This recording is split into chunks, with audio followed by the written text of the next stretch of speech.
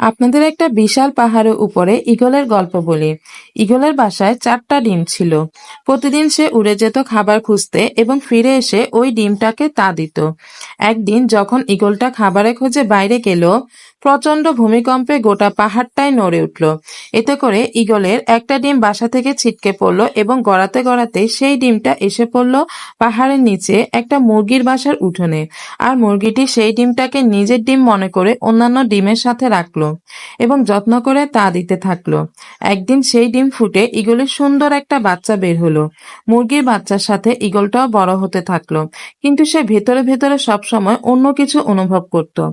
আকাশে একদিন ঈগলের এক ঝাঁক উঠতে দেখে সে মুরগিটাকে বলল, ইস, আমিও যদি এভাবে উঠতে পারতাম। মুরগি তখন হেসে উত্তর দিল, তুমি কিভাবে পারবে? তুমি তো একটা মুরগি। মুরগিরা কখনো উড়ে না। তুমি তোমার জায়গায় স্থির থাকো, সুন্দর থাকো, সুন্দর করে জীবনটা কাটিয়ে দাও। এই কথাটাই ঈগল বিশ্বাস করতে শিখলো এবং তার বাকি জীবনটা মুরগিদের মতোই কাটিয়ে দিল।